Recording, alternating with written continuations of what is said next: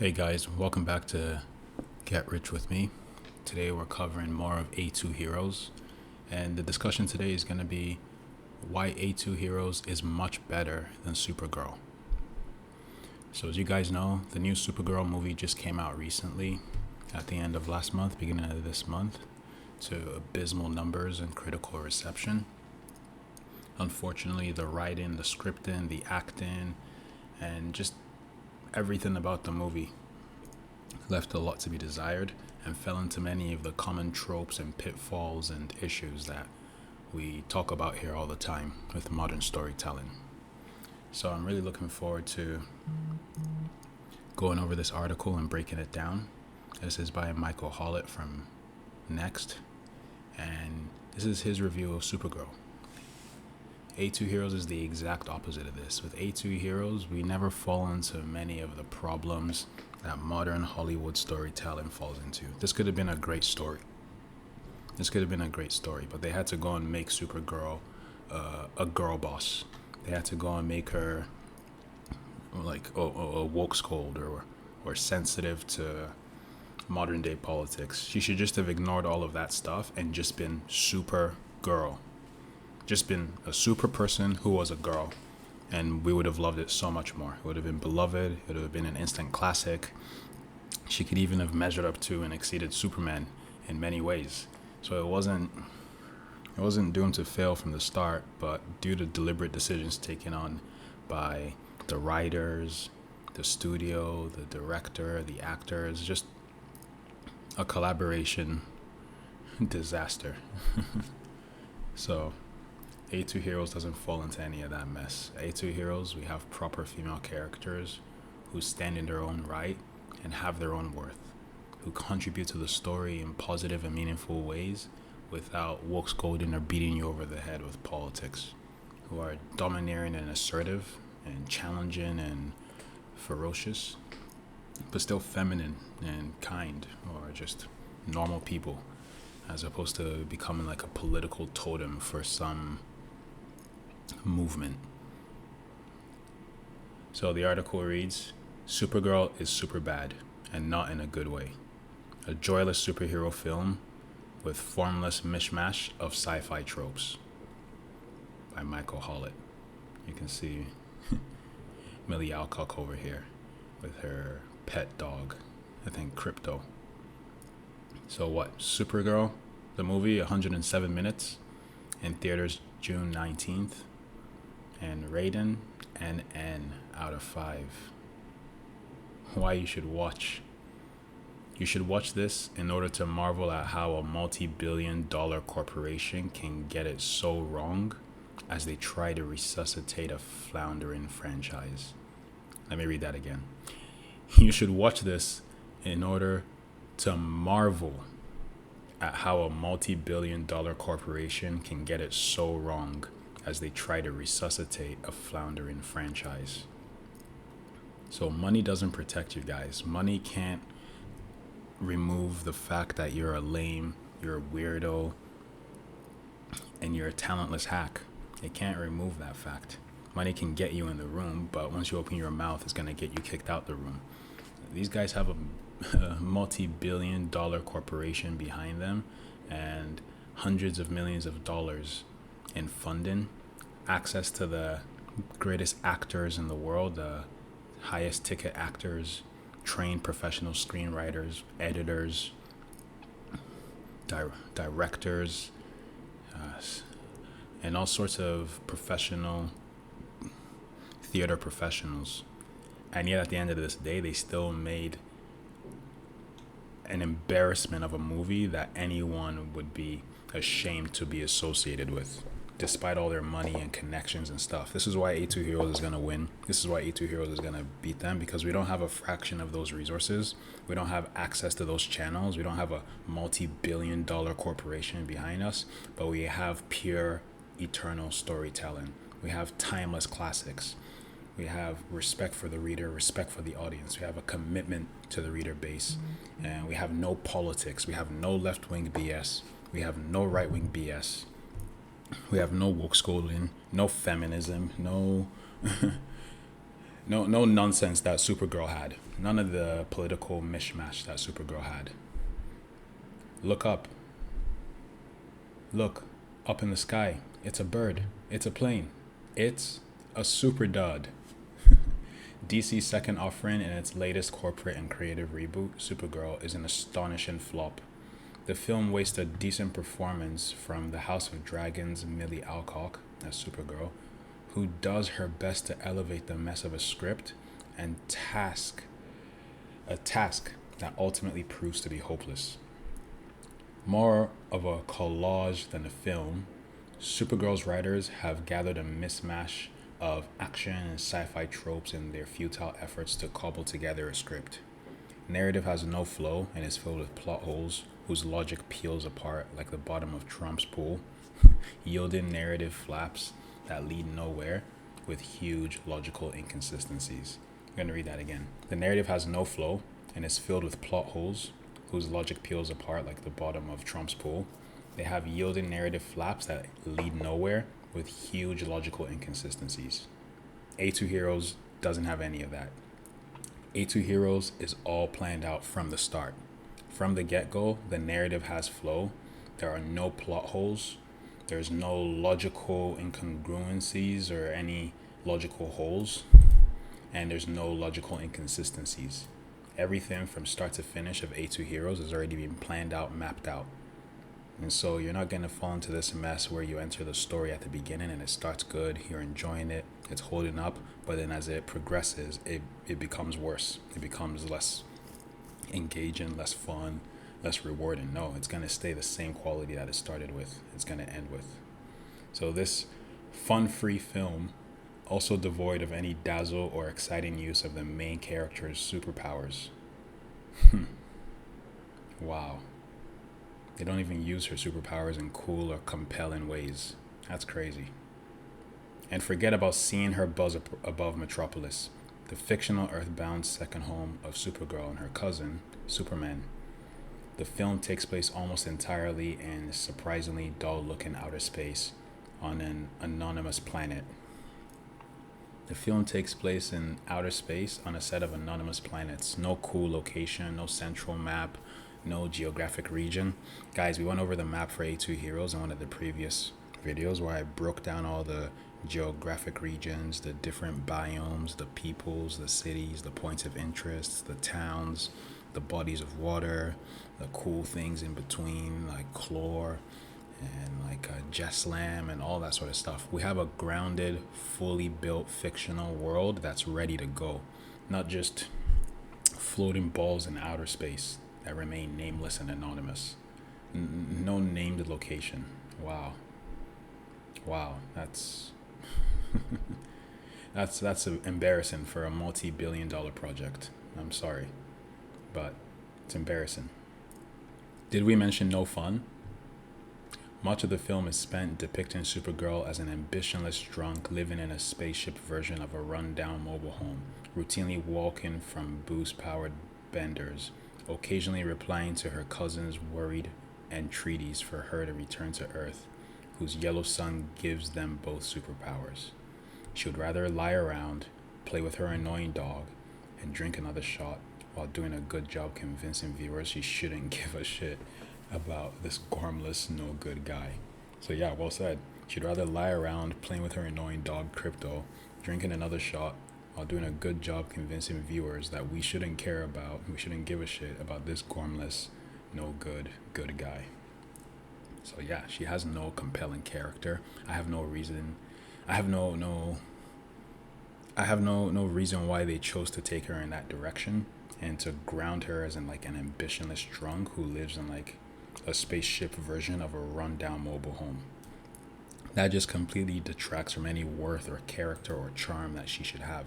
As a Krypton, as a Supergirl, as like one of the descendants of Krypton, she should be larger than life. She should be like divine. She's powered by the sun. She's powered by a celestial object. She herself should literally be the living embodiment of light and radiance. If she's powered by the sun, then she herself should literally be the living embodiment of light and radiance.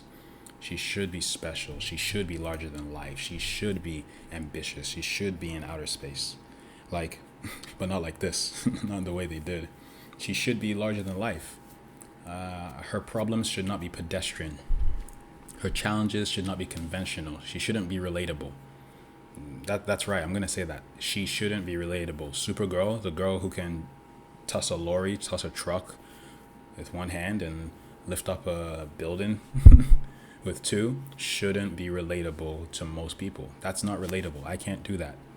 Most people can't do that. That's not a set of powers that make you immediately relatable to the average person down the street. So the story should also not deal with the average person's problems or the average person's issues or drunkenness or alcoholism or pedestrian things like that. Even though those are serious in our world, in the story world, that shouldn't be her biggest op. It shouldn't be. So they made a very bad decision in choosing to write Supergirl's character as someone who is an ambitionless drunk living in a run-down mobile home and just waking up from booze-powered benders. That's crazy. That's crazy. She would rather lie around, play with her annoying dog, and drink another shot while doing a good job convincing viewers we shouldn't give a shit about this gormless, no-good good guy. Superman's appearance through a phone machine early in the film gives a heads up on how bad the film will be. Played by a profoundly unheroic David Corenswet, who didn't seem so bad in the original DC reboot of 2025 Superman.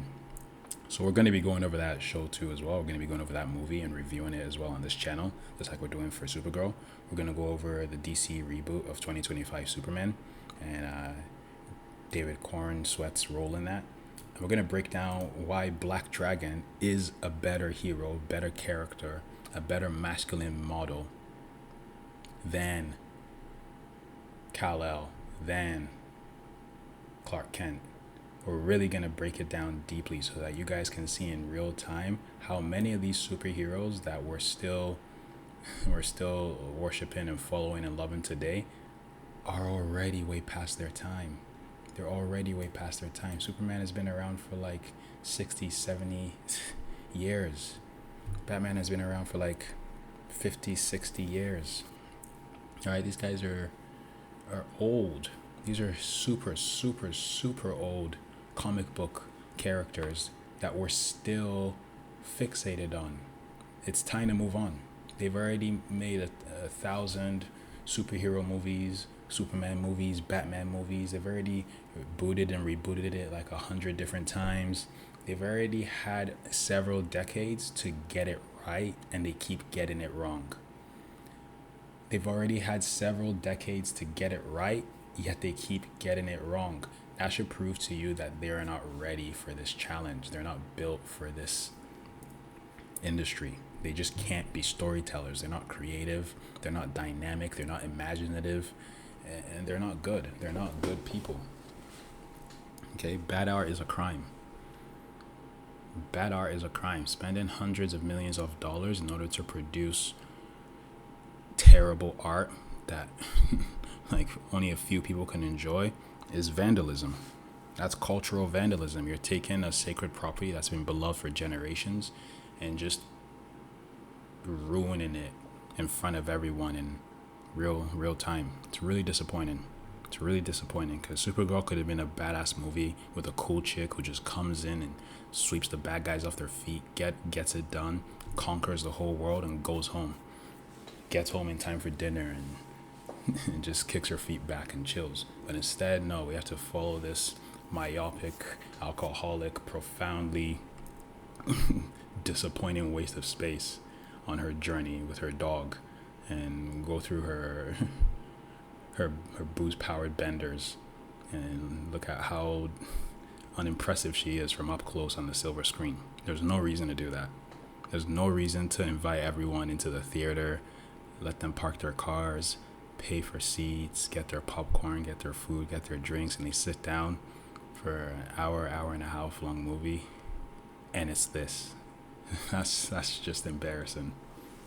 So A2 Heroes doesn't have any of that. A2 Heroes is the exact opposite. You get rewarded from day one. You get strong, powerful female characters who are compelling and charming, who are not punishing you for being a man or for being a fan or for any of that stuff. They're literally just rewarding and engaging with you in the story in a cool and positive way. So this time, Superman seems like an unemployed actor who dresses up in a shabby costume as the Man of Steel's children's parties. Wow. No wonder Supergirl is comfortable ignoring his calls. Wow. Exactly. He just looks so out of place here. Eventually, Ruthie, a young girl on a mission to avenge her murdered family. Sound familiar? Yeah, it does. Kind of sounds like Batman or any other hero, or Sasuke Uchiha, or I don't know, like any Tom, Dick, and Harry that you could think of. If I threw a dart at a board of comic book heroes, I would definitely hit a young kid who's on a mission to avenge their murdered family. Sounds like Luke Skywalker. So completely unoriginal, completely derivative character here with Ruthie. So Ruthie shows up and manages to dislodge Supergirl from her stupor as she tries to coax her to help avenge her slaughtered kin. When Ruthie's target, Krem, also manages to shoot Supergirl's obnoxious pet, Krypto, with a slow-acting poison, Supergirl sort of joins the hunt. Not to avenge the murders, but to retrieve an antidote for the poisoned dog. Really? So she eventually joins, but not because she's trying to do justice and try to right wrongs and try to slay villains, but because she's trying to save her cute dog. That's silly. I think Butternut is cuter than her dog. I'm going to make a video on that. Butternut is cuter than Krypto. Come at me. Alright? So that's really good. I like that. So she only joins not to avenge the murders, but to retrieve an antidote for the dog. So Ruthie and Supergirl begrudgingly head in the same direction as the plot collapses like a loose riverbank in a torrential flood, with mismatched scenes and plot details pile up in a confusing and unrewarding mess as the tropes troop in. Yep. We get Supergirl's version of the much mimicked Star Wars cantina scene, but with less cool characters.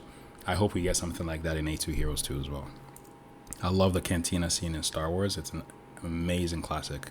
And each sci-fi fantasy world kind of does their own take on it if they get a chance. If it flows naturally into the course of the story, I would love to see that happen.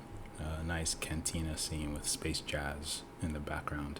Supergirl tried to do it, but with a lot less cool creatures, a lot less compelling, a lot less charm. See, everything they do is derivative. Everything they do is repetitive and redundant. None of it is original or breathtaking or innovative. And then it's worse than what came before. Even after they copied what came before, what they produce is still worse than what came before. So what was the point of copying it then? What was the point of copying it? You didn't have to copy it. You could just have accepted it. But hey, they didn't want to. So a moral dilemma clangs around like a loose screw in a sputtering machine as Supergirl periodically lectures Ruthie about the pointlessness of revenge. Oh Lord, I hate that trope. She constantly or periodically lectures Ruthie about the pointlessness of revenge as they slash and slaughter their way across the universe. Thank you. So while slashing and slaughtering their way across bad guys and killing everyone in their path and just like leaving a trail of bodies and misery behind, Supergirl is leaning over to periodically give Ruthie a lesson, I don't know, like a parable about the dangers of revenge. That's so silly. That's so naive. That's so silly. That's such empty pandering. That's just standing on your soapbox and speaking from your chest, but saying nothing of quality or worth or sense. So yeah, the fight scenes are endless, pointless, and look low budget as prolonged punch ups constantly pile up. Thank you. I don't like Man of Steel for this reason, and I stopped watching all the Superman movies for this reason. The fight choreography of a Superman film is less exciting, less dynamic, and less stakes than the fight choreography of like a kung fu movie or a standard action movie. There's so many more cool moves you can do when you're trying to avoid getting hit, and you have to be slick to avoid the bullet or grab the gun before he does or duck and dive before the ball hits you. But with Superman and Supergirl, they don't need to duck and dive. They don't need to grab the gun. They don't need to do any cool moves or any active finesse where they can be really cool and suave and smart. They can just tank it and it won't matter. It won't add any jeopardy to the situation. It won't raise the stakes in any way. Just taking a full on frontal hit from a wrecking ball would leave the wrecking ball damaged as opposed to them. So that's why it's really hard to write for these characters, because there's nothing in your world that can threaten them, and it becomes very difficult to raise the stakes. That's what they're experiencing. That's why they took this approach with this story, because they didn't know how to put an invincible character in danger. They didn't know what to do there. They didn't know how to manage that situation.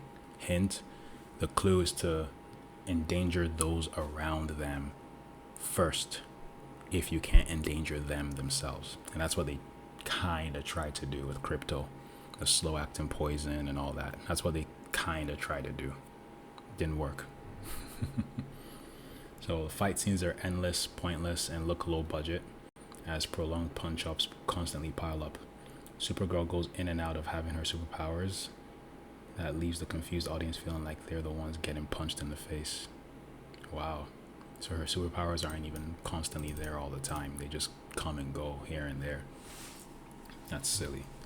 And Supergirl doesn't don her super suit until the film is almost over, giving the fight scenes more of a barroom brawl between strangers feel than of a virtual superhero vanquishing bad guys. Thank you. So because she's not suited up in her classic getup, in her classic Superman, Supergirl outfit, she's just rocking shirts and slacks the whole time, just a top and jeans.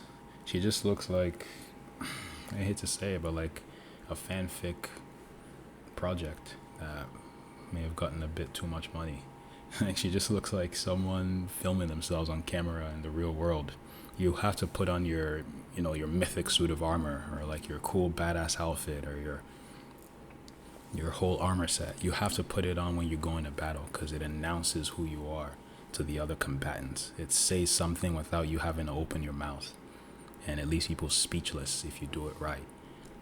So for them to miss that aspect too as well, it just shows their full and utter commitment to ripping everything divine out of this character and making sure she's as pedestrian as possible, she's as boring as possible, she's as lame as possible. They took her super suit away up until the end of the movie. Oh, and Jason Momoa pointlessly shows up mid-film as Lobo, a space-aged motorcycle-riding bounty hunter whose allegiance and point in the story remain forever elusive. You can almost hear Momoa muttering, "Gimme the check and get me out of here. This thing makes Aquaman look like Citizen Kane." Thank you. Thank you. Give me the check and just get me out of here. This thing makes Aquaman look like Citizen Kane. Thank you. Jason Momoa didn't do shit as Loba. I saw a couple of scenes with him there, and I'm like, why is he here? He's just laughing like a maniacal maniac. He's like riding his bike like a loser. And I like Jason Momoa, so it's nothing against him. It's just the role that he's been forced to play. Oh, if we could get Jason Momoa for A2 Heroes, oh, imagine how cool would that be? How cool would that be if Jason Momoa could play like, I don't know, like Ruslan Shattershield or something like that? Oh, that would be tight. That would be so tight. I like Jason Momoa a lot. Or Torvik Frostfang. Oh, I think that one would really work, because Jason Momoa already played Conan the Barbarian in the past, and that was like a very similar feel, very similar vibe to Torvik Frostfang. You know, they're both barbarians from like the northern wastelands, accustomed to a hard life and like came down to like look for a better future. So I would love to see. I'll do a celebrity cast for each of the characters one day. Maybe I'll make a video on that, like casting video, the best celebrities or actors and actresses and stuff to play the cast of Torbeck Frostfang. I think Draven Goldsunder could be played by Jamie Lannister. He could be played by Jamie Lannister. I love that. That'd be so cool. So cool. We'll get back. We'll get back to that later. But yeah, unfortunately, Jason Momoa's contribution to the film as Lobo left much to be desired, and it didn't add any charm to it in any way. It just completely left the audience confused. So yeah, like unfortunately, the DC reboot needs to be booted to the curb with the first. All right, the decent but underwhelming Superman, and now this complete dud, Supergirl. So yeah, this needs to go. We never want to see something like this again. They need to improve their storytelling. They need to improve their tropes. They need to get rid of their cliches. They need to hire better writers. It's not the actor's fault. I can never blame the actor on a project like this, on something like this. It's not their fault. They're just doing what they're told. They're just handed a script and they're reading it. So we can't blame them. All responsibility and authority and like the whole onus of the entire thing is on the writers, and writers can make or break stories. Good writers can either make a story work, or bad writers can make sure a story doesn't work. So it's very sad to see that Supergirl is super bad, and not in a good way. It was a little anticipated. People wanted this movie to be good, but after the last decade of releasing terrible tosh and just terrible, classless, horrific movies and works from these major studios and these superhero genres and these projects, we just kind of knew in the back of our heads that this probably won't be a good one. This probably won't be. We're still hoping it would be. We're cautiously optimistic. But at the end of the day, Supergirl is super bad and not in a good way. So check out A2 Heroes for an actual improvement and actual evolution on the whole superhero sci-fi fantasy genre. And it does it in a cool way that respects your time, respects your effort, and rewards the audience. That's literally what we're here for. Click the link in my description, go to the website, check out the characters, check out the chapters, check out the commitments, and sign up to be one of the people who are emailed when this comes out in the next couple weeks and next coming months. I'm really excited to cover it here, and I'm going to be going over it in details in the future. So thanks for coming back to Get Rich with me. We're going to be going over more A2 Hero stuff in the future, and you guys are really going to love it. Take care.